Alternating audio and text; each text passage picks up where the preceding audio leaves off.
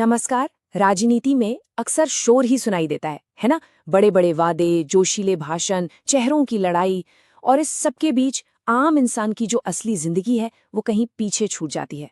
सड़क का एक गड्ढा, बच्चे की स्कूल फीस, खेत के लिए पानी की चिंता या पेंशन का इंतजार, यही तो वो बातें हैं जो हर दिन मायने रखती हैं। तो आज हम जो बात करने वाले हैं उसका मकसद किसी पार्टी या नेता पर उंगली उठाना बिल्कुल नहीं है। मकसद है एक नया नजरिया सामने रखना, एक ऐसा ढांचा, एक ऐसा ब्लूप्रिंट जो राजनीति को सिर्फ नारों से निकालकर नतीजों की तरफ लेके जाए। इसी को हम कहते हैं शासन के लिए डेटा इंजीनियरिंग।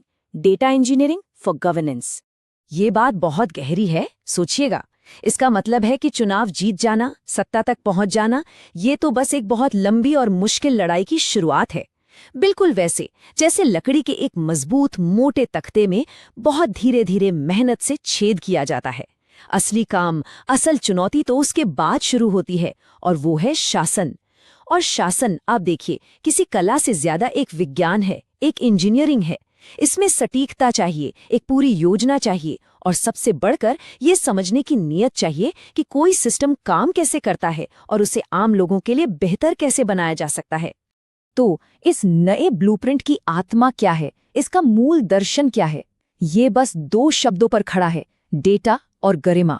डेटा यानी तथ्य, आंकड़े, जमीन की असली हकीकत, और गरिमा यानी हर एक नागरिक का सम्मान, उसकी जरूरतें, उसकी अपनी परेशानियां।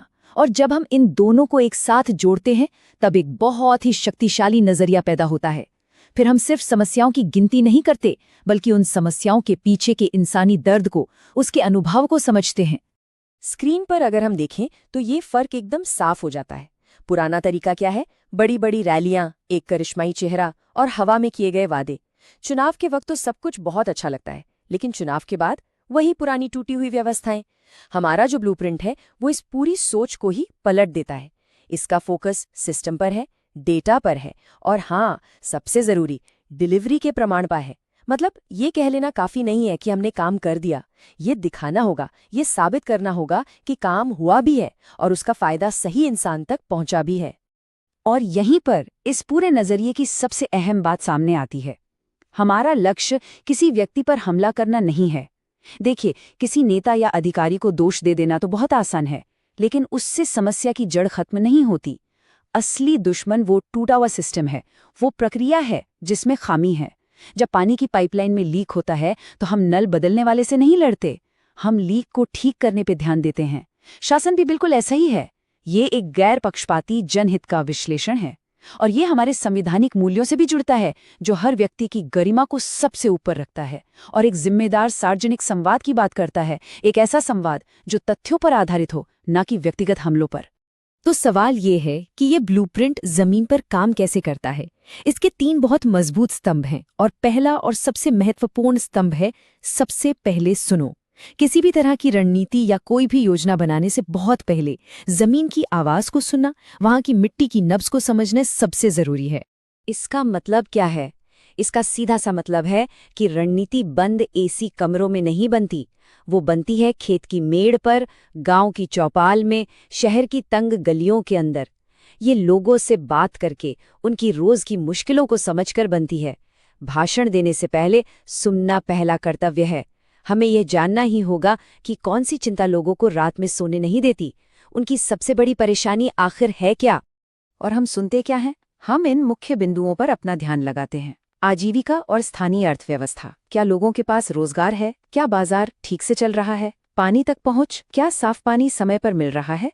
सिंचाई का क्या हाल है? बुनियादी ढांचे की कमियां, सड़कें, बिजली, स्कूल, अस्पताल, इनकी असल स्थिति क्या है? कल्याणकारी योजनाओं के वितरण में घर्षण, वेलफेयर डिलीवरी फ्रिक्शन। इसका मतलब है कि क्या सरकारी योजनाओं का पैसा या फायदा बिना किसी परेशानी के, बिना रिश्वत के लोगों तक पहुंच भी रहा है या नहीं? शिकायत निवारण, अगर किसी को कोई भी समस्या है तो क्या उसकी बात सुनने के लिए कोई सही व्यवस्था है? और इन सब के केंद्र में है रोजमर्रा की गरिमा, एवरीडे डिग्निटी, समय पर पेंशन का मिलना, सरकारी दफ्तर में सम्मान से बात होना, एक प्रमाण पत्र का बिना चक्कर काटे बन जाना। यही है रोजमर्रा की गरिमा। अच्छा, जब हम इतनी गहराई से सुनते हैं तो हमारे पास बहुत सारा डेटा, बहुत सारी कहानियां जमा हो जाती हैं, लेकिन ये सब एक शोल की तरह भी हो सकता है। यहीं पर हमारा दूसरा स्तंभ काम आता है, पैटर्न खोजना, फाइंड द पैटर्न। हमारा काम है इस पूरे शोर के बीच से उस एक सिग्नल को पकड़ना जो किसी बड़ी व्यवस्थागत समस्या की तरफ इशारा कर रहा हो।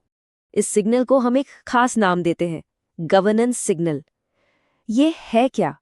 ये किसी एक इंसान की शिकायत नहीं है। ये एक ऐसा मुद्दा है जो बार बार सामने आ रहा है, जिसका असर बहुत ज्यादा लोगों पर पड़ रहा है और जिसे जमीनी डेटा से पहचाना गया है। सोचिए, जब एक ही गांव के 50 लोग ये कहें कि उन्हें पानी नहीं मिल रहा, तो ये एक व्यक्तिगत समस्या नहीं रह जाती।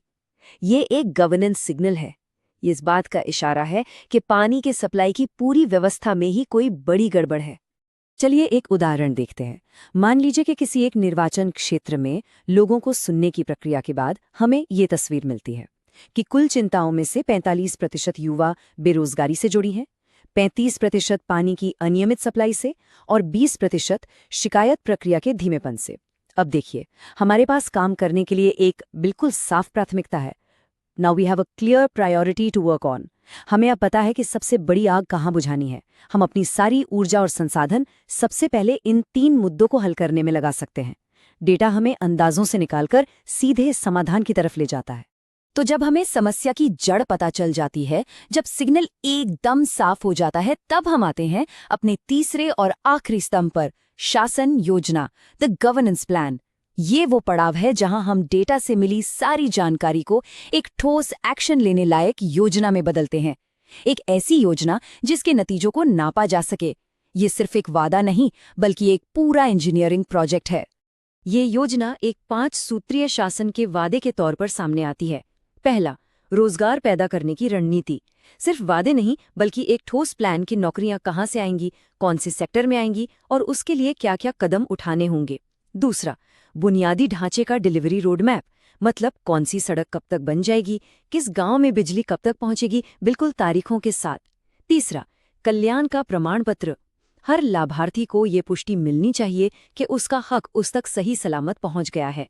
चौथा, शिकायत निवारण के लिए एक सर्विस लेवल अग्रीमेंट, यानी ये गारंटी कि आपकी शिकायत 48 घंटे में दर्ज होगी और 15 दिन के अंदर उसका हल निकाला जाएगा। और पांचवा, और इन सब के जरिए जनता का विश्वास बनाना। और ये सब हमें इस पूरे ब्लूप्रिंट के असली मकसद पर वापस ले आता है।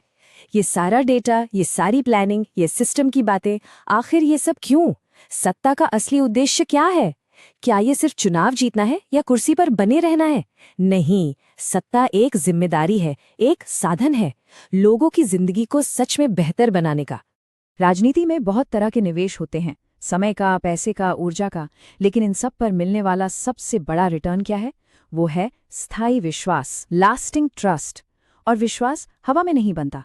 ये तब बनता है जब सरकार जो कहती है वो करती है, जब लोगों को ये महसूस होता है कि ये सिस्टम उनके लिए काम कर रहा है। यहीं पर भारत के डीपीडीपी फ्रेमवर्क जैसे कानून महत्वपूर्ण हो जाते हैं। जब हम लोगों से डेटा लेते हैं तो ये हमारी जिम्मेदारी है कि इसका इस्तेमाल पूरी पारदर्शिता और सहमति के साथ सिर्फ शासन में सुधार के लिए हो, उनकी निजता का पूरा सम्मान करते हुए।